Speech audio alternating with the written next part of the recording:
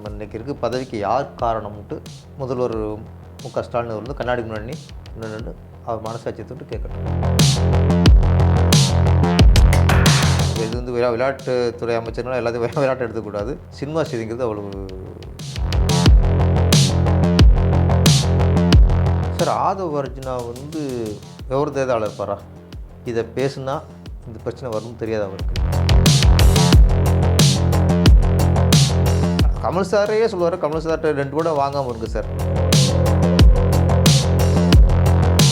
நீங்கள் மது ஒழிப்பில் திமுக ஒழிப்புன்னு நீங்கள் குரல் கொடுக்கணும் தவிர. ஆதவ அர்ஜுனா பயிற்றுவிக்கப்படுகிறார் அல்லது ஏற்கனவே இவங்க பேசி வச்சுருப்பாங்க அப்படின்னு நீங்கள் சந்தேகிக்கிறீங்க?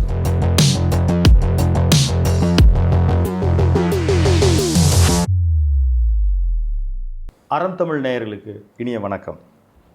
எப்பொழுதும் தன்னுடைய வெளிப்படையான கருத்துக்களை ஆணித்தரமாக சொல்லக்கூடிய இயக்குனர் பேரரசு அவர்கள் நம்மோடு இணைந்திருக்கிறார். அவரோட நடப்பு அரசியல் குறித்து பேசுவோம். சார் வணக்கம். வணக்கம். நல்லா இருக்கலாம் சார்? நல்லா இருக்கு சார். நீங்கள் எப்படி இருக்கீங்க? ரொம்ப நல்லா இருக்கேன். அம்பேத்கரனுடைய புத்தக வெளியீடு, அதில் திரு ஆதவ அர்ஜுனா, திரு விஜய் அவர்கள் குறித்த பேச்சு, அதனுடைய எதிரொலி இதுதான் வந்து பேசுபொருளாக இருந்துகிட்ருக்கு. இதில் ஆதவ அர்ஜுனா வந்து மன்னராட்சி நடைபெறுது, அவரை நீக்கம் செய்யப்பட்டது கூட, சஸ்பெண்ட் பண்ணப்பட்டது கூட அந்த மன்னராட்சிக்கு எதிராகத்தான் நான் தொடர்ந்து குரல் கொடுப்பேன்றாரு. நீங்கள் இப்போது நடக்கிறது மன்னராட்சி அப்படின்னு நீங்கள் ஃபீல் பண்ணுறீங்க? மன்னராட்சிங்கிறத விட அது குடும்ப ஆட்சிங்கிறது தான் வாரிசு அரசியல். வாரிசு அரசியல். அது வந்து நம்ம சொல்கிறதில்ல, நாட்டுக்கே தெரியும். கலைஞரோட பையன் ஸ்டாலின் இன்றைக்கி முதல்வர் இருக்கணும்னா இது யாரோ ஒரு அரசியல்வாதி தனியாத்த உழைப்பால் உயர்ந்தோம், அரசியல் பின்புலம் இல்லாமல் வந்துட்டோம் அப்படின்னு சொல்ல முடியாதுல்ல. ஸ்டாலின் அவர்கள் வந்து இப்போ முதல்வர் வேட்பாளர்னது காரணமே கலைஞரோட பையன். இதை பற்றி குறிப்பிடும்போது உதயநிதி ஸ்டாலின் அவர் என்ன சொல்கிறாருன்னா, நாங்கள் மக்களால் தேர்ந்தெடுக்கப்பட்டு தானே வந்தோம், இந்த அடிப்படை அறிவு கூட அவருக்கு இல்லை அப்படின்னு சொல்லியிருக்கிறாரு. அது ஆக்சுவலாக அந்த வார்த்தையே ரொம்ப அடிப்படை அறிவு இல்லைன்னு சொல்கிறது. அவர் குறிப்பிட்டு இவரை மட்டும் சொன்ன மாதிரி இல்லை, யாரை ஆதவ மட்டும் சொன்ன மாதிரி, ஒட்டுமொத்த மக்களும் சொன்ன மாதிரி தான். ஏன்னா அவங்க மனசாட்சி தெரியும். நம்ம இன்றைக்கி இருக்க பதவிக்கு யார் காரணம்ட்டு முதல்வர் ஸ்டாலின் அவர் வந்து கண்ணாடி முன்னாடி நின்று அவர் மனசாட்சியை தொட்டு கேட்கட்டும். இன்றைக்கி நம்ம முதல்வர் இருக்கோமா, யார் காரணம்? மக்கள் காரணமா, இல்லை நம்ம அப்பா கலைஞர் காரணமா? இன்றைக்கி நம்ம துணை முதல்வராக இருக்கோம்னா அதுக்கு யார் காரணம்? மக்கள் கொடுத்த பதவியா, இல்லை நம்ம கலைஞர் பேரனுங்கிறனால நம்ம அப்பா நமக்கு கொடுத்த பதவியா? இன்னொன்று, இதில் திமுக இருக்காங்கல்ல, பெரிய பெரிய மூத்த அமைச்சர்கள், இவங்க எல்லாருக்கும் மன நிறைவோடு தான் இந்த பதவியை நீங்கள் அனுபவிச்சுக்கலாம். ஏகப்பட்ட கேள்வி இருக்குது. இதுக்கெல்லாம் அவங்க மனசாட்சியை பதில் சொல்லணுமே தவிர அவங்க கேமராவுக்கு பதில் சொல்ல மாட்டாங்க. இன்னொன்று, நீங்கள் வந்து ஒருத்தருடைய கேள்வி வைக்கும்போது அதை வந்து அவங்களுக்கு அறிவில்லை அப்படி அந்த வார்த்தையே அதாவது ஆணவம் அடங்கிறது. யார் கேட்டாலும் பொறுமையாக பதில் சொல்கிற நிலைமையில் தான் அவங்க இருக்காங்க.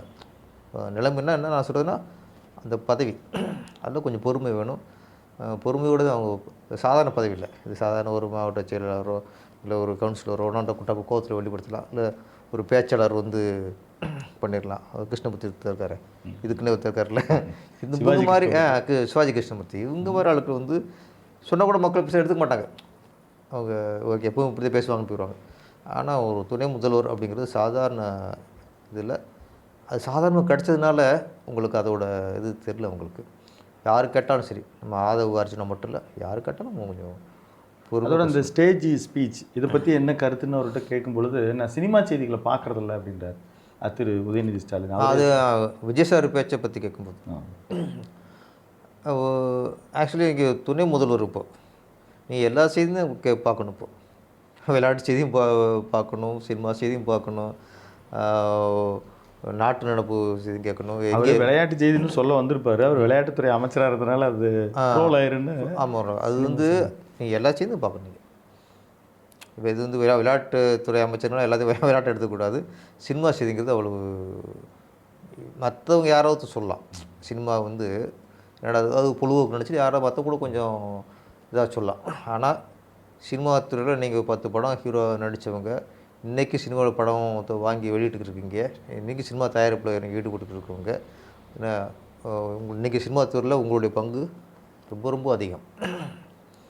ஒரு படம் வந்து பெரியவனுக்கு ரிலீஸ் ஆனால் நீங்கள் உங்கள் மீறிலாம் இங்கே ரிலீஸ் ஆக முடியாது, உங்களுக்கு தெரியாமல் ரிலீஸ் ஆக முடியாது. அவ்வளோ கண்ட்ரோல் வச்சுட்டீங்க. நீங்கள் வந்து சினிமா செய்தியை நான் பார்க்குறதுங்கிறது அதை வந்து ஒரு உதாசனப்படுத்துறது, அது ஒரு ஒரு இழிவாக சொல்கிற மாதிரி அதில் ஒரு தோரணை இருக்குது. நான்லாம் பார்க்குறது இல்லை அப்படின்னா அது அது வந்து நான் வந்து இழிவாக சொல்கிற மாதிரி தானே. அது நீங்கள் சொல்லக்கூடாது. இது யாரோ ஒரு ஒரு பேச்சாளர் இருக்கிற ஆன்மீக பேச்ச சுகிசிம் முத்து மாதிரி இருக்கிற சுகிசிம் இருக்கலாம். இந்த மாதிரி வெளியே பேச்சாளர் இருக்காங்கல்ல, நல்லக்குன்னு இருக்கார். இந்த நல்லக்குன்னு மாதிரி ஆட்கள் இவங்க சினிமாவை பார்க்க இதெல்லாம் பேசினா அது நாங்கள் நம்புகிற மாதிரி இருக்கும். அது வந்து அதில் அர்த்தம் இருக்கும். ஆனால் எரிச்சல் அடைகிறாரு. எதுக்கு அது வந்து நீங்கள் விஜய் மேலே உள்ள ஒரு பயத்தில் வந்து நீங்கள் சினிமா செய்திலாம் பார்க்கணுன்ட்டு அது உதயநிதி சார் சொல்கிறது ரொம்ப அபத்தம். இப்போ இது தொடர்புடையதாகவே அது நீங்கள் இந்த கேள்விக்கு மிக பொருத்தமானவர்னு நினைக்கிறேன். அதாவது ஆதவ அர்ஜுனா குறிப்பிட்றாரு அதே ஸ்டேஜில் அந்த விகடன் அம்பேத்கர் புத்தக வெளியீட்டு விழாவில் 4000 கோடி இந்த இண்டஸ்ட்ரியில் ஒரு குடும்பம் ஒரு நிறுவனம் ரெட் ஜெயிண்ட் தான் குறிப்பிட்றாரு. அவங்களுடைய கையில் தான் இருக்குது, அவங்களுடைய ஆதிக்கத்தில் தான் இருக்குது அப்படின்னு குறிப்பிட்றாரு. இது அப்படி தான் இருக்கா சார்? இண்டஸ்ட்ரி வந்து ஒரு குடும்பத்தினுடைய ஆதிக்கம் அது இல்லை ஆதிக்கம்னு சொல்ல முடியாது. ஆனால் அவங்களோட பங்கு அதிகமாக இருக்குது. ஒரு படத்தை அவங்க விலைக்கு கேட்பாங்க, சிலது பெரிய அமௌண்ட் கொடுத்து வாங்குவாங்க, அது வியாபாரம். ஆனால் ஒரு படத்தை மிரட்டி எங்களுக்கு தான் கொடுக்கணும் அப்படின்னு மிரட்டி வாங்கினா அது சர்வாதிகாரம். அதிகாரம் இல்லை, சர்வாதிகாரம். ஆமாம். ஆனால் அந்த சர்வாதிகாரம் இருக்கிறதா எனக்கு தெரியல, பார்க்கல. இல்லை என்ன அந்த பொறுத்த வரைக்கும் அவங்க விரும்புகிற படத்தை கேட்குறாங்க, வாங்கி ரிலீஸ் பண்ணுறாங்க, அது வியாபாரம் போயிட்டுருக்கு. என்ன நம்ம பயப்படுவோம், ரெட் ஜெயிண்ட்டுக்கு கேட்குது கொடுக்குறது தப்பாக நினச்சிடுவாங்களோன்னு. ஏன்னா அவங்க ஆளுங்கட்சிட்டு இருக்காங்க. இதே எதிர்கட்சியில் இருக்கும்போதும் ரெட் ஜெயிண்ட் இருந்துச்சு. முக ஸ்டாலின் அவர்கள் எதிர்கட்சியாக இருக்கும்போது இது ரெட் ஜெயிண்ட் இருந்துச்சு. அப்பவும் படத்தை வாங்கி ரிலீஸ் பண்ணாங்க, நிறைய படங்கள் பார்த்து வாங்கி ரிலீஸ் பண்ணாங்க.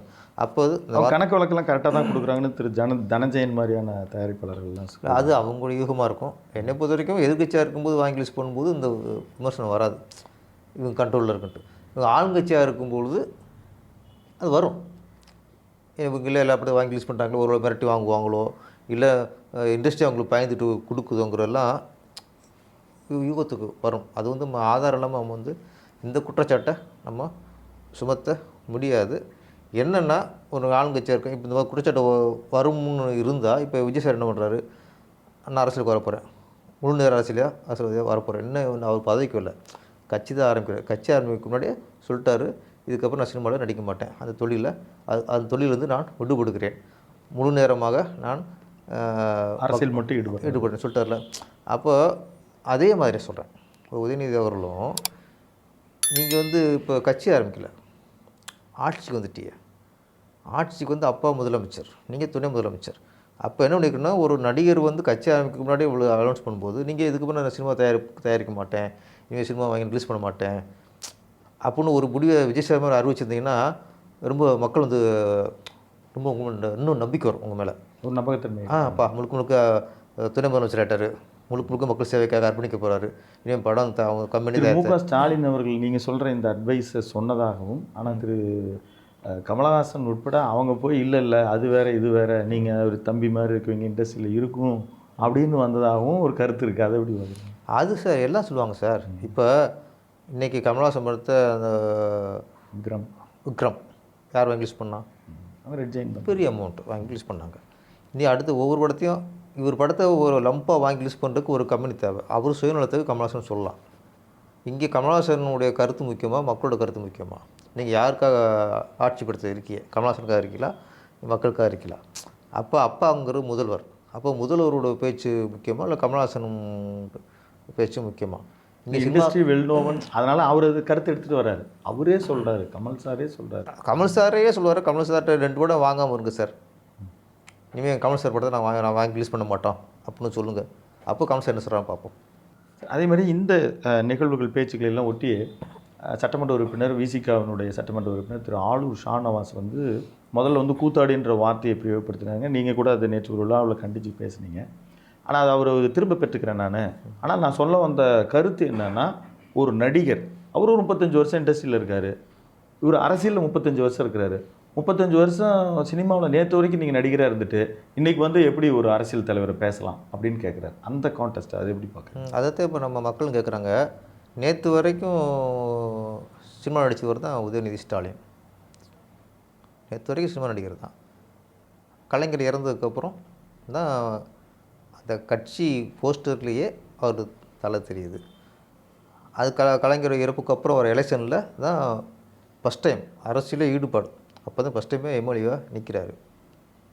இவ்வளோ குறுகிய காலத்தில் எம்எல்ஏ சீட்டு யாராவது கொடுப்பாங்களா? ஒன்று. ஓகே, எம்எல்ஏ சீட்டு எம்எல்ஏ ஆகிட்டார். அடுத்த சில மாதங்களே அமைச்சர். ஃபஸ்ட் டைம் எம்எல்ஏ ஆன ஒருத்தருக்கு இந்த மாதிரி 4-5 மாதத்துலேயே அமைச்சர் பதவி இது வரைக்கும் கொடுத்துருக்காங்களா? 2. ஓகே, ஒரு எலெக்ஷனில் எம்எல்ஏ அடுத்து அதே பீரியட்லேயே அமைச்சராகி அந்த பீரியட் முடிவுக்கு முன்னாடியே துணை முதலமைச்சர். இது வரைக்கும் அடுத்தது நடந்திருக்கா? அப்போ நேற்று வரைக்கும் சினிமா நடிகராக இருந்தவரை டக்குனு எப்படி சீட்டு கொடுத்தீங்க? அவருக்கு என்ன அரசு தெரியும்? இல்லை அரசியல் இப்போ ஏதோ பயணிச்சிருக்காரு, போராட்டத்தில் கலந்துருக்காரு, பேரணியில் கலந்துருக்காரு, மீட்டிங்கில் பேசியிருக்காருன்னு ஏதாவது ஒரு சான்று காட்டுங்க. இந்த மீட்டிங்கில் பேசியிருக்காரு, கலைஞர் கூட அவர் இருந்து செம்மொழி மாநாட்டில் பங்கேற்றிருக்காரு, ஏதோ ஒன்று எங்களுக்கு காட்டுங்க. இது வரைக்கும் அரசியலுக்கும் அந்த அரசியல் பயணத்துக்குமே சம்மந்தம் இல்லை உதயநிதி ஸ்டாலின் அவர்கள். இந்த எம்எல்ஏ ஆருக்கு முன்னாடி கலைஞர் இருந்ததுக்கப்புறம் தான் உள்ளே வர்றார். அப்போது உதயநிதி ஸ்டாலினுக்கு இந்த தகுதி இருக்கும் பொழுது உடனே அரசியல் உடனே அது வரைக்கும் சினிமாவிலேருந்து விலகிய உடனே எம்எல்ஏ ஆகிட்டார். அதுக்கடுத்து அமைச்சர் ஆகிட்டார். அதுக்கப்புறம் துணை முதலமைச்சர். இந்த உரிமைகளும் இந்த எதுவும் ஜனநாயகத்தில் இருக்கும்போது ஏன் விஜய் சாருக்கு இருக்கக்கூடாது? இன்னொன்று, விஜய் சார் உடனே இல்லை, அவருடைய திட்டமிடல் பயணம் ரசிகர்களை கட்டுக்கோப்பில் கொண்டு வந்தது. அவர் விஜய் ரசிகர் மட்டும் வைக்கல, மக்களை இயக்கம்னு வச்சது. அப்போ அவர் 10 வருஷமாகவே அதுக்குன்னு கொடி அறிமுகப்படுத்தினது. இது எல்லாமே அவர் நாளைக்கு அரசியலுக்கு போகிறோங்கிற ஒரு திட்டமிடலோடு தான் வந்திருக்கிறார். இந்த ஆண்டு பிப்ரவரியே அனௌன்ஸ் பண்ணிட்டார். ஆமாம், இந்த படங்களை முடிச்சு கொடுத்துட்டு அரசியலுக்கு வராங்க. அதனால் இவர் உடனேலாம் விஜய் சார் நீங்கள் அரசியல்வாதி நினைக்கல. டிஎம்கே சப்போர்ட் பண்ணாங்க. அப்புறம் ஏடிஎம்கே ஜெயலலிதா இருக்கும்போது அவங்க சப்போர்ட் பண்ணாங்க. அரசியல் டக்குன்னு ஊரில் அவரும் அந்த பயணத்தில் இருந்திருக்காரு. ஜெயலலிதா இருக்கும்போதும் அவரோட சப்போர்ட் பண்ணாங்க. அது அந்த பயணங்களும் இருந்துகிட்டு இருக்குது. இதுக்கெல்லாம் சினிமா நாடு உடனே வரக்கூடாதுன்னு நானும் சொல்கிறேன். இப்படி கேள்வி நிறைய கேட்கலாம். யார் யார் எப்படி இப்படி வந்திருக்காங்க, எங்கே நிறைய லிஸ்ட் இருக்குது. எல்லோரும் அரசியல் அனுபவத்தோடு வந்தாங்களா? இல்லை. முந்தா நாள் பைலட் வந்தவர் ராஜீவ்காந்தி, இந்திரா காந்தி இறந்த அடுத்த அவரும் பிரைம் மினிஸ்டர். அப்போது பைலட் வந்ததுக்கு எப்படி எங்கேயும் அரசியல் அனுபவம் இருந்துச்சு? சில சூழ்நிலைகள் என்ன, இதில் நிறைய கேள்விகள்லாம் ஒருத்தருக்கும் இருக்குது. அதனால் இது அவர் சானிவாஸ் இது கேட்கலாம். அன்னைக்கு கேட்ட தோரணையில் எங்கள் நேற்று வரைக்கும் சும்மா அடிச்சுட்டு திடீர்னு அரசுக்கு நீங்கள் என்ன சத்தின்னு கருத்து சொல்கிறீங்க அப்படின்ட்டு அப்படி கேட்குறது தோணுருக்கு. கூத்தாடி நம்ம நேற்று கூத்தாடி அந்த கூத்தாடிங்கிற அந்த வார்த்தையில் ஒரு இழிவு இருந்தது.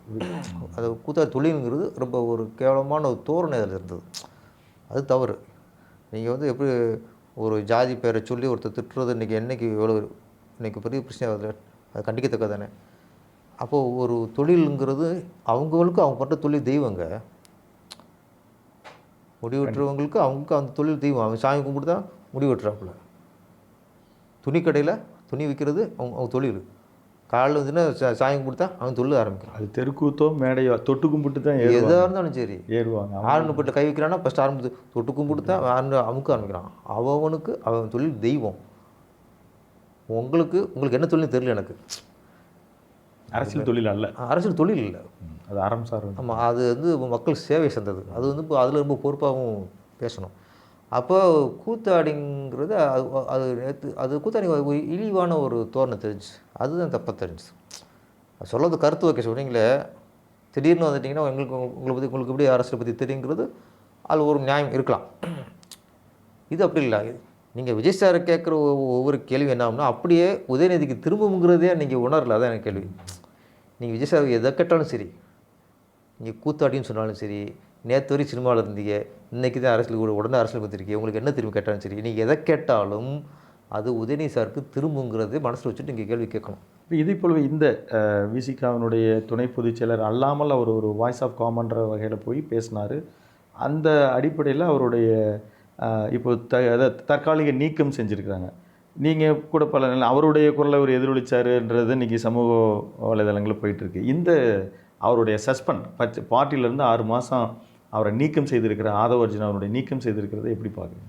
சார், ஆதவ அர்ஜுனா வந்து விவரதேதாளர் இருப்பாரா? அவர் பேச்சில் நீங்கள் கவனிச்சுப்பீங்க.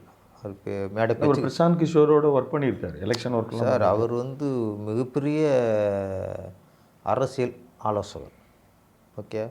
இன்னொன்று, அரசியலை அறிஞ்சு ஆராய்ஞ்சு சொல்கிற அளவுக்கு இருக்கார். அட்வைசராக அப்படி இருக்கிறவர் வந்து சும்மாலாம் பேசிட மாட்டார் சார். இது என்ன இந்த முக்கில் கூட்டம் போட்டு யாராவது லோக்கல் பேச்சு பேச்சாளர்கள், அந்த பேச்சாளர் அவர். இதை பேசுனா இந்த பிரச்சனை வரும்னு தெரியாது அவருக்கு. இன்னொன்று, நம்ம விசிகாவில் துணை மாநில துணை பொதுச்செயலாளராக இருக்கும், அவ்வளோ பொறுப்பு. அப்போ இதை பேசுனா தலைமையினர் வந்து கட்சியிலேருந்து நம்மளுக்கு எதிர்ப்பு வரும்னு தெரியாது அவருக்கு. ஓகே. இன்னொன்று, கூட்டணி இருக்கும். எது மன்னராட்சின்னு சொல்கிறாங்களோ அந்த கூட்டணியில் தான் இன்றைக்கி விசிகா இருக்கும். அந்த விசிகாவில் தான் நம்ம துணை பொதுச் செயலாளராக இருக்கோம். அப்போ இதை பேசும்போது கூட்டணிக்குள்ளே நம்ம தலைவருக்கும் திமுகவுக்குள்ளே ஒரு பிரச்சனை வருங்கிறது அவருக்கு தெரியாது. அவருக்கு சிறு பிள்ளையா அவர், எல்லாம் தெரியும் சார். தெரியாமல் பேச முடியாது. நீங்கள் என்ன கணிக்கிறீங்க? அவர் அப்படியே போய் விஜயோட சேர்ந்துருவாருன்றீங்களா, இல்லை மீண்டும் விசிகாவை கொண்டு வந்து ஜாயின் பண்ணுறதுக்கு ஏதாவது திட்டம்? இல்லை, ஏன்னா ஒன்று தெரிஞ்சே அவர் தெரிஞ்சதை பேசியிருக்காரு. தெரிஞ்சு பேசியிருப்பாருன்னு இல்லை, எஃபெக்ட் என்னன்னு நல்லா தெரியும். தெரிஞ்சே தான் இது இங்கே வச்ச எந்த லைட் எரியும் தெரியும் அவருக்கு. தெரிஞ்சு தான் பேசிட்டுருக்கிறாரு. இப்போ இடைக்கால நீக்கங்கிறது ஒன்று, இன்றைக்கி இடைக்கால நீக்கங்கிறது தான் பெரிய தண்டனை இல்லை. அது பெரிய நடவடிக்கைலாம் இல்லை. அது இன்றைக்கி மேக்ஸிமம் கண் துடைப்பாயிருச்சு. ஒரு போலீஸ் ஸ்டேஷனில் ஒரு திடீர்னு குற்றம் வந்துச்சுன்னா என்ன பண்ணுறோம்? என்ன போலீஸ் வேலை தூக்கிறாங்களா? சின்ன சஸ்பெண்ட்ங்கிறதுல இன்றைக்கி ஒரு ரெஸ்ட் எடுக்கிற மாதிரி தான். உழைச்சிட்டே இருக்கோம், நமக்கு ஒரு வாரம் ஓய்வு மாதிரி தான். நீங்கள் சஸ்பெண்ட் இது கூட அவர் திரும்ப அவர்களுக்கு ஏற்பட்ட அழுத்தம்னு ஒன்று எடுக்கலாமா? இருக்கலாம். அழுத்தங்கிறத விட அவர் ஒரு சமாளிப்புக்காக இருக்கலாம். திமுகவை. ஆமாம், திமுகவுக்கும் உள்ள கட்சிக்குள்ளேயே சிலருக்கு என்ன சார் பேசிட்டாருன்னு இருக்கும். அப்போ அதுங்களுக்கெல்லாம் ஒரு வாய் அடைக்கணும். அது நான் நடவடிக்கை எடுத்துட்டேன். நடவடிக்கை எடுக்கிறதா அடிப்படை கட்சியிலேருந்து அடிப்படை உறுப்பிலேருந்து தூக்கி ஆச்சுன்னு சொன்னால் தான் அது தண்டனை. சஸ்பெண்ட்ங்கிறது அது வந்து அது ஒரு கண் துடைப்பு நடவடிக்கை தான் இன்றைக்கி. அதனால் இது தான் நம்புகிற மாதிரி தான் இது இல்லை சார். 6 மாதம் கழிச்சு திருப்பி இன்னும் பயணிக்க போகிறாங்க. என்னையை பொறுத்த வரைக்கும் அவங்களுக்கு ஒரு ஆசை வந்துடுச்சு சார். ஆட்சியில் பங்கு, அதிகாரத்தில் பங்கு, இந்த ஆட்சி வந்துடுச்சு. இது எப்படி திமுகட்ட வாங்கணும்? அப்போ எங்கே கோல் போட்டால் எங்கே இவங்க பயப்படுவாங்க? விஜய் சார் கட்சி ஆரம்பிச்சிருக்காரு. இப்போ அவங்க அந்த பக்கம் போயிடுவாங்களோன்னு ஒரு பயத்தை உருவாக்கலாம். அவங்க பேர்கெனிங் கெப்பாசிட்டி இன்க்ரீஸ் பண்ண போகிறாங்கன்னு தான் சொல்கிறாங்க. அதான் உருவாக்கலாம். அப்போ அந்த பயத்தை வச்சுக்கிட்டு நம்ம ஆட்சியில் பங்கு, அதிகாரத்தில் பங்குன்னு நாளைக்கு கேட்கலாம். இல்லையா விஜய் கூடவே கூட்டணி வச்சிடலாம்.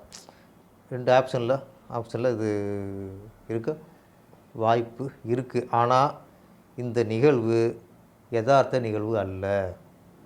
இதுக்கு பின்னாடி மிகப்பெரிய ஒரு திட்டமிடல் இருக்கும், ஒரு நோக்கம் இருக்கும். அதில் எந்தவித சந்தேகமும் இல்லை. ஏன்னா ஒரு துணை பொதுச்செயலாளர் இருந்துட்டு ஒரு கட்சியிலேருந்து அந்த கட்சிக்கு கொள்கைக்கு எதிராகலாம் பேசவே முடியாது சார். அப்படின்னா நீங்கள் அவர் ஏற்கனவே பயிற்றுவிக்கப்படுகிறார் அல்லது ஏற்கனவே இவங்க பேசி வச்சுருப்பாங்க அப்படின்னு நீங்கள் சந்தேகிக்கிறீங்க? இருக்கலாம். நம்ம நான் இல்லைன்னு சொல்ல முடியாது, இருக்குன்னு சொல்ல முடியாது. ஆனால் இருக்கலாம்னு சொல்லலாம். அவ்வளோ பெரிய பொறுப்பு கொடுத்து சும்மா இருக்கும் சார். அது வந்து விடுதலை சிறுத்தைங்கிறது மிகப்பெரிய கட்சி. இன்றைக்கி இப்போ எங்கே மிகப்பெரிய கட்சி நம்ம ஒத்துக்கணும்னா, இன்றைக்கி எல்லா கட்சிகளுமே அவர் கூட்டணிக்காக காத்திருக்கு. அவர் கூட்டணி தான் அவ்வளோ பெரிய பலமாக இருக்குங்கிறது இன்றைக்கி நம்புது. இன்றைக்கி திமுகவே விடுதலை சிறுத்தை கட்சி நம்மளுக்கு அந்த கூட்டணி வந்து மிகப்பெரிய பலமும் இன்றைக்கி நம்பிக்கிட்டு இருக்கு. அப்படிங்கும்போது அவங்களுடைய அடுத்து இன்க்ரீஸ் பண்ண பார்ப்பாங்க. இப்படியே ஒரு சீட்டுக்கு 2 சீட்டுக்கு கெஞ்சிக்கிட்டு அப்புறம் தேர்தல் முடிஞ்சு அடுத்த தேர்தல் வரைக்கும் இவங்க என்ன சொன்னாலும் அதுக்கு நம்ம ஆமா போட்டுட்டு அமைதியாக இருந்துட்டு 2 சார். 1 மது ஒழிப்பு மாநாடு நடத்தினார்ல, நடத்தினார். என்ன தீர்வு வந்துச்சு? அது விக்ரவாண்டியில் அது ஒரு முதல்ல அது வந்து அதிமுக கூப்பிட்றேன்னாரு. அப்புறம் டக்குன்னு டைல்யூட் ஆகி திமுக வந்தோடனே அந்த மாநாடே டைல்யூட் ஆகிடுச்சு. இல்லை அந்த அந்த மாநாடெல்லாம் என்ன நம்மளுக்கு பலன் சொல்லி பலன் வந்துச்சு கேட்டிருக்கிறாங்க திமுக. நான் ஒன்றே ஒன்று தான் சார். மது ஒழிப்புங்கிறது யாருக்காக சார்? ரொம்ப மக்கள் நலன். மக்கள் சூப்பர். மக்கள் நலனுக்காக தான். மக்கள் மீது கொண்ட அக்கறை. மக்கள் குடியால் இந்த சமூகம் அழிஞ்சிடக்கூடாது, நல்ல அக்கறை தானே? இது எந்த சந்தேகமும் உங்களுக்கு இல்லை? கண்டிப்பாக. அப்போ முழுக்க முழுக்க மக்களுக்காகத்தான் நாங்கள் அது குரல் கொடுக்குறோம், மக்கள் நல்லா இருக்கணும்னு நினச்சா ஒரே ஒரு வார்த்தை சார், மாநாடு தேவையில்லை. எந்த கட்சி மது ஒழிப்பை கொள்கையாக கொண்டு இருக்கோ அந்த கட்சியோடு தான் நாங்களுக்கு கூட்டணி முடிஞ்சு சார். இல்லை, எல்லா கட்சியும் இப்போ அந்த நிலையில் தானே இருக்காங்க. இப்போ சேராதீங்க, திமுகவே அவங்க சேராதீங்க. திமுகவே அப்படி தான் வாக்குறுதி எல்லாம் கொடுத்தாங்க. இல்லை வாக்குறுதி கொடுத்தா அப்போ நீங்கள் வந்து வாக்குறுதி நிறைவேற்றலைன்னா அப்போது திமுக எதிராக தான் குரல் கொடுக்கணும். நீங்கள் மது ஒழிப்பில் திமுக ஒழிப்புன்னு நீங்கள் குரல் கொடுக்கணும் தவிர நீங்கள் வந்து மது ஒழிப்புன்னு இது எல்லாமே ஒரு மக்களை ஏமாத்துக்கிற வேலையாக போதில்லை. மாநாடு போட்டு இது மாநாடு நான் சொல்கிறேன். நீங்கள் திருமாவளவன் அவர்களுக்கு இப்போ மது ஒழிப்பு இப்போ மது ஒழிப்பு மாநாடுன்னு ஒன்று வைக்கிறது பாராட்டணும் ஃபஸ்ட்டு. ஏன்னா எந்த அரசு கட்சியும் கண்டுக்கல. அன்புமணி ராமதாஸ் அவர்கள், ஐயா ராமதாஸ் அவர்கள் தொடர்ந்து மது ஒழிப்புக்கு எதிராகவும் புகைப்பிடித்தலுக்கு எதிராகவும் பேசியிருக்காங்க. ஓகே, இவர் கள்ளக்குறிச்சியில் கள்ளச்சாராயத்திற்கு பிறகு தான் அவர் அதில் தீவிரமானதாக சொல்கிறார். தீவிரமாக. அப்போ நீங்கள் அதுதான் சொல்லணும், அதில் நான் வரவே இருக்கணும். ஏன்னா ஒருத்தர் நல்ல விஷயத்துக்கு குரல் கொடுக்கும்போது நம்ம வந்து அதை விமர்சனம் பண்ணக்கூடாது, அதை வரவே இருக்கிறோம். ஆனால் நீங்கள் எங்கள்கிட்ட மக்கள்கிட்ட பேசி என்ன பிரயோஜனம்? நிறைவேற்ற இடத்துல யார் இருக்கு? அதான் சார், அது எங்கே தடுக்கணும், அங்கே தடுக்கணும். அப்போ நீங்கள் அந்த அரசுக்கு எதிராக நீங்கள் மாநாடு போட்டுக்கணும். அது டாஸ்மாகே மூடு, சாராய ஆலை ஒழியுங்கள், சாராய ஆலை மூடுங்க, இது இது இது இதுதான் வாசகம் வந்திருக்கணும். அப்போ தான் மக்கள் மேலே உங்களுக்கு உண்மையான மக்கள் எங்கிட்ட வந்து மது ஒழிப்பு எங்கிட்ட பேசி என்ன பிரயோஜனம், உங்கள்கிட்ட பேசி என்ன பிரயோஜனம்? நாங்கள் மாநாடு போகிறோம்னு உட்காந்து என்ன பிரயோஜனம்? நான் வந்து அரசுக்காக சொல்கிறேன், நான் ஒரு மனசில் சொல்கிறேன். நீங்கள் அரசு தானே டாஸ்மாக் திறந்து வச்சுருக்கு, அரசு தானே மக்களுக்கு மது விநியோகிக்குது. அவனை காய்ச்சிறான். இப்போ கள்ளச்சாரத்துக்கு எதிராக பண்ணனா ஓகே, அவன் எவனோ காய்ச்சிறான். நானாக காய்ச்சிறேன், நீங்களே காய்ச்சிறிய, எங்கள்கிட்ட மது ஒழிப்புங்கிறிய. இது காய்ச்சி இது விற்கிற இடத்த தடுங்க. அதனால் இப்போவும் ஒன்றும் பிரச்சனை இல்லை. நீங்கள் வந்து விஜய்கிட்ட போகிறீங்களோ, திமுகட்ட போகிறீங்களோ, அதிமுகட்ட போகிறீங்களோ பிரச்சனை இல்லை. நீங்கள் உண்மையிலேயே இந்த மது ஒழிப்பு வேணும், மக்கள் நல்லா இருக்கணும்னு நினச்சா யார் மது ஒழிப்பு மது விலக்கு எந்த ஆட்சி கொள்கை அறிவிக்குதோ அங்கே கூட்டிட்டு வைங்க, அப்போ நாங்கள் நம்புவோம்.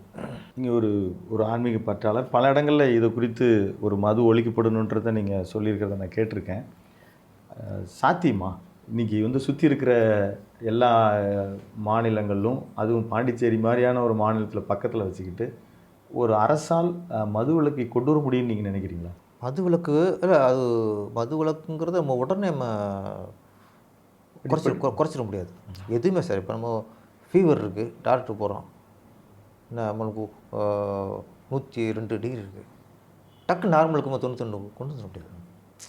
மாத்திரை சாப்பிட இன்றைக்கி கொஞ்சம் குறைஞ்சிருக்கு, அதை போல் குறைஞ்சிருக்கு.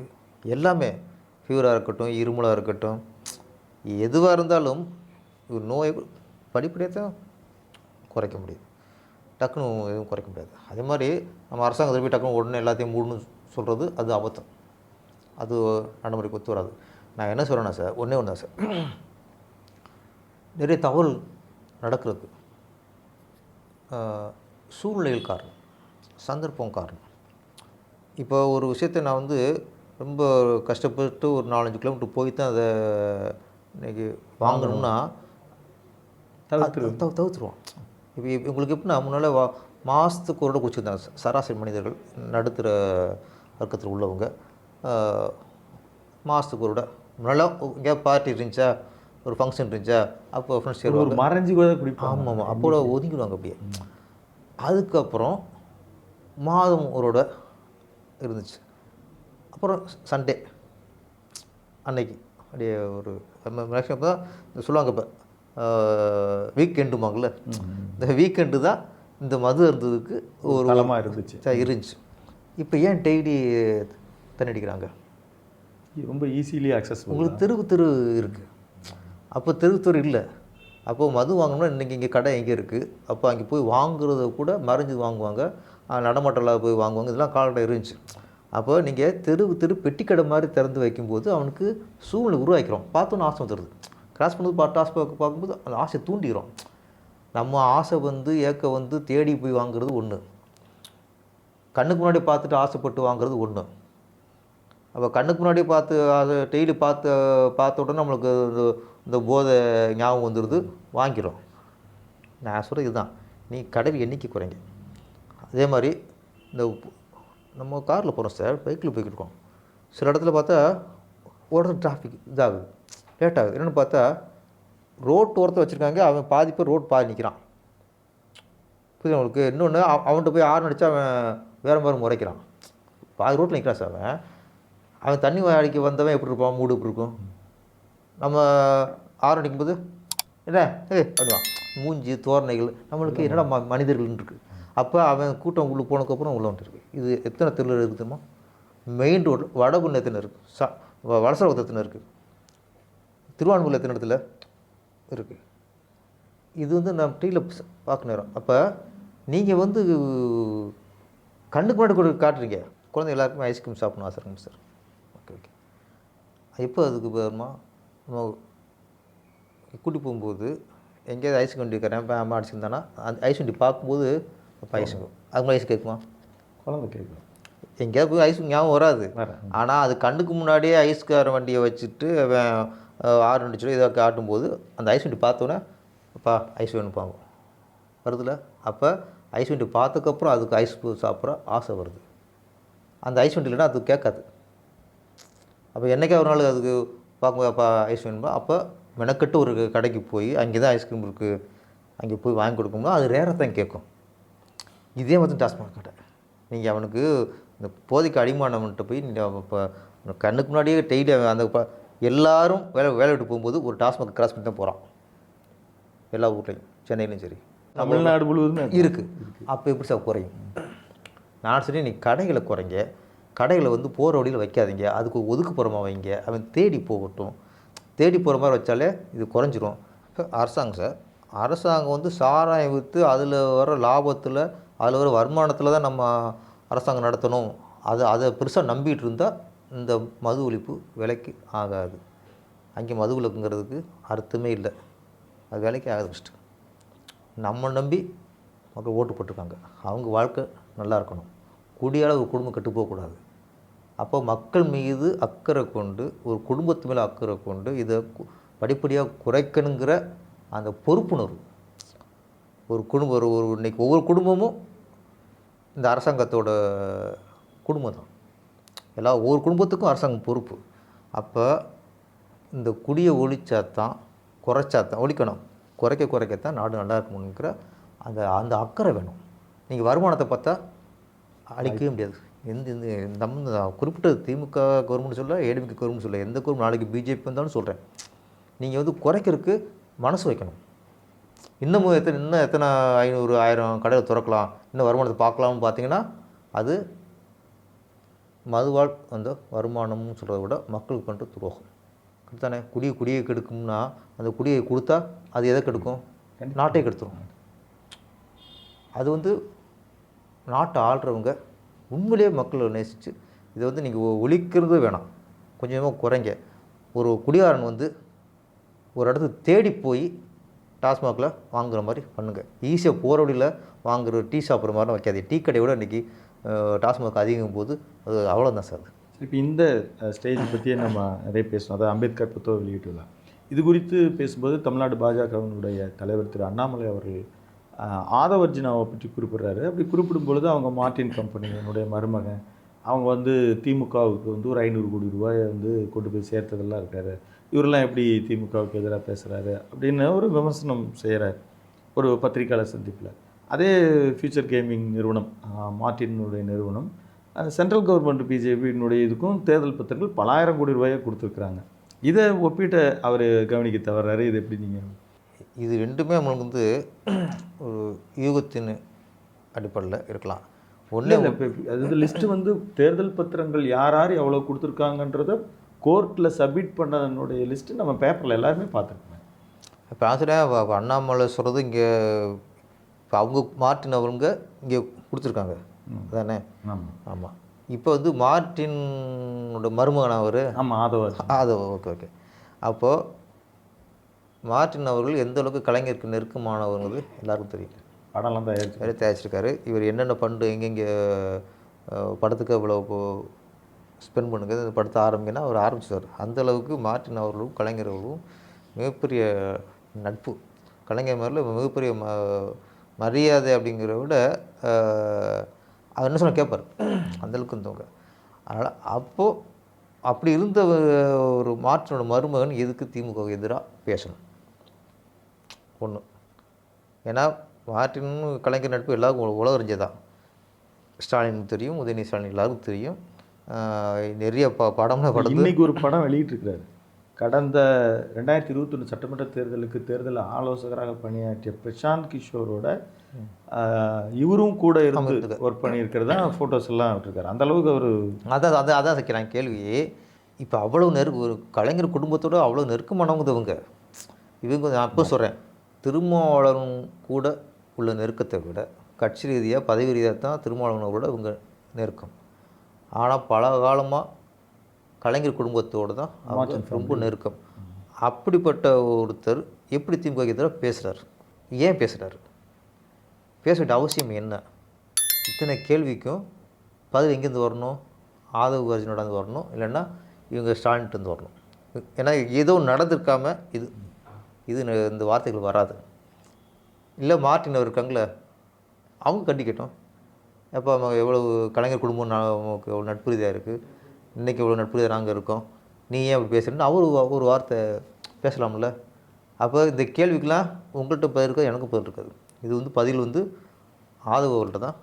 ஏன் நான் திமுக எதிராக திரும்பினேன் அப்படிங்கிற அது ரகசியம், சிதம்பரம் ரகசியம் தான். மிக்க நன்றி சார். உங்கள் கருத்து பதிவுக்கும் வருகைக்கும் மீண்டும் ஒரு நல்ல சந்தர்ப்பத்தில் சந்திப்போம். ரொம்ப நன்றி. நேயர்களே, தொடர்ந்து இணைந்திருங்கள். அறம் தமிழ். நன்றி, வணக்கம்.